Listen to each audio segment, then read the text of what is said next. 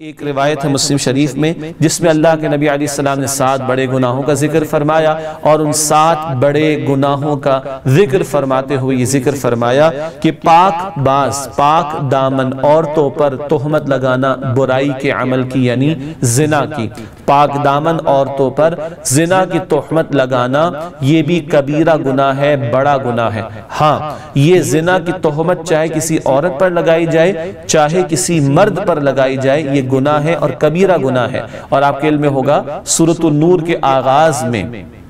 18ویں پارے میں سورۃ النور کے آغاز میں ایسی تہمت لگانے والوں کے لیے سزا بھی مقرر کی گئی ہے۔ تو زنا کی تہمت لگانا یعنی الزام لگانا، قرآن کہتا ہے سورۃ نور کے آغاز میں اگر 4 گواہ نہیں پیش کرتے تو ایسے الزام لگانے والے کو 80 کوڑے سزا کے طور پر مارے جائیں گے۔ اسے حد قذف بھی کہا جاتا ہے۔ حد قذف کیا ہے؟ کسی مسلمان مرد پر یا عورت پر زنا کا الزام لگانا، تہمت لگانا اور بندہ اس کو ثابت نہ کر سکے، یہ ہے تہمت، اور اس تہمت پر حد قذف جاری ہوگی اگر شریعت اسلامی نافذ ہو، یعنی 80 کوڑے مارے جائیں گے۔ یہ اس قدر بھاری معاملہ ہے۔ آج ہم اپنے معاشرے میں دیکھتے ہیں ذرا کسی سے ناچاقی کا معاملہ ہوا تو الزام دھرنا شروع کر دیے، اور الزاموں میں ایک الزام یہ بھی ہوتا ہے کہ اس کا تو کریکٹر صحیح نہیں ہے۔ ہم اپنے میڈیا کی رپورٹنگ میں بھی بعض اوقات اس طرح کے چبھتے ہوئے جملے سن لیتے یا پڑھ لیتے ہیں، چاہے وہ الیکٹرانک میڈیا ہو یا پرنٹ میڈیا ہو، اور اسکینڈلز کو کھڑا کرنا اور اس طرح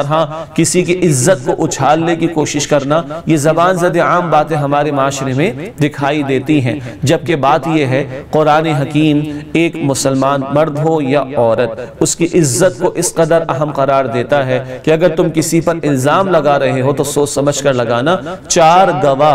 4 گواہ تمہیں اس کے لیے پیش کرنا ہوں گے، اور اگر تم یہ پیش نہ کر سکو تو 80 کوڑوں کی سزا شریعت نے اس کے حوالے سے مقرر کی، جس کا تذکرہ جیسے کہ عرض ہوا کہ سورہ نور کے ابتدائی آیات کے اندر کیا گیا ہے۔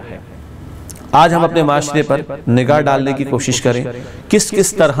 الزام تھوپے جاتے ہیں۔ کسی بزرگ نے بڑی عجیب بات کہی کہ ایسے لوگوں کو شریعت نافذ نہیں ہے، ایسے لوگوں کو ابھی شکر ادا کرنا چاہیے، ورنہ شریعت نافذ ہو تو ذرا کوئی کسی پر الزام تراشی کرے، تہمت یعنی زنا کی تہمت لگائے تو اس سے پوچھا جائے گا 4 گواہ پیش کرو، اور اگر وہ پیش نہ کر سکے تو سر بازار یعنی برسر عام اس کو 80 کوڑوں کی سزا دی جائے گی۔ یہ ہے ہمارے دین کی تعلیم اس تعلق سے۔ عورتوں کے حوالے سے خاص اس لیے بھی قرآن حکیم اور حدیث میں ذکر ہوا کہ عام طور پر عورت کو اللہ تعالیٰ نے کمزور فطرت کے ساتھ پیدا کیا، جسمانی طور پر کمزور پیدا کیا، اس کو پروٹیکشن عطا کی گئی ہے، لیکن اکثر و بیشتر جس طرح ظلم ہوتا ہے خواتین کے ساتھ، عورتوں کے ساتھ، تو اس طرح کے الزام لگانا بھی ان کے حوالے سے آسان ہو جایا کرتا ہے۔ تو قرآن نے خاص عورتوں کا ذکر کیا، حدیث نے خاص عورتوں کا ذکر کیا، ورنہ یہ تہمت خواہ کسی مرد پر لگائی جائے کسی عورت پر لگائی جائے، سزا یہی 80 کوڑوں کی بیان کی گئی ہے۔ اب ہم اپنے معاشرے میں دیکھ لیں، میں دوبارہ اس کو ری ایمفیسائز کرنا چاہ رہا ہوں، کتنے آرام سے ہم کسی پر انگلی اٹھا دیتے اس تہمت کے حوالے سے، زنا کی تہمت کے حوالے سے، کتنے آرام سے ہم کسی کا اسکینڈل کھڑا کر دیتے ہیں، کتنے آرام سے کامنٹس پاس کر دیتے ہیں، کتنے آرام سے کسی کی کریکٹر اسیسینیشن کر لیتے ہیں، کتنے آرام سے کسی کی آبرو ریزی کر لیتے ہیں، کتنی آرام سے کسی کی عزت کو اچھال دیتے ہیں، اور ہمیں کوئی محسوس نہیں ہوتا۔ حالانکہ اللہ کے نزدیک یہ اتنی بڑی بات ہے کہ اس پر 80 کوڑوں کی سزا مقرر کی گئی اگر جھوٹا الزام لگایا گیا، اور اللہ کے رسول فرما رہے صلی اللہ علیہ وسلم کہ یہ 7 بڑے گناہوں میں شامل ہے کہ تم کسی پاک دامن عورت پر زنا کی تہمت لگانے کی کوشش کرو۔ اللہ تعالی ہمیں ہر طرح کی گھٹیا حرکتوں سے اور ان کبیرہ گناہوں سے بچنے کی توفیق عطا فرمائے۔